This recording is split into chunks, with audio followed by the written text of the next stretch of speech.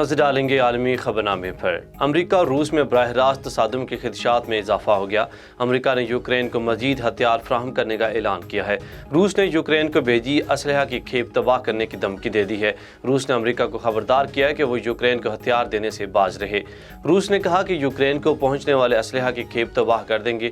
White house نے Ukraine کے لیے مزید $20 کروڑ فوجی امداد کا اعلان کیا ہے۔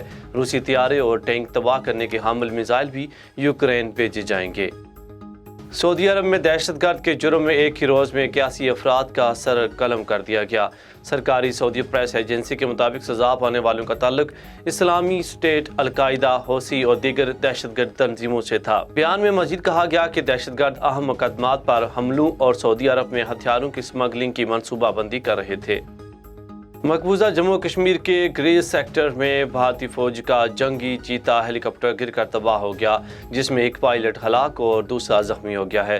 بھارتی میڈیا رپورٹس کے مطابق ہیلی کاپٹر بھارتی بارڈر سیکیورٹی فورس BSF کے بیمار اہلکاروں کو لینے جا رہا تھا، جس دوران حادثہ پیش آیا۔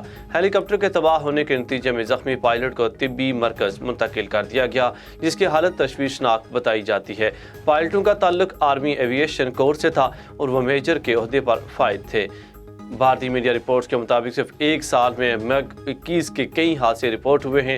بھارتی حکومت نے مئی 2012 میں پارلیمنٹ کو بتایا تھا کہ 1971 سے اپریل 2012 تک 482 MiG طیارے حادثات کا شکار ہو چکے تھے، جن میں 171 پائلٹ، 39 شہری، 8 سروس اہلکار اور ایک ہوائی حملے کا شخص ہلاک ہو چکا تھا۔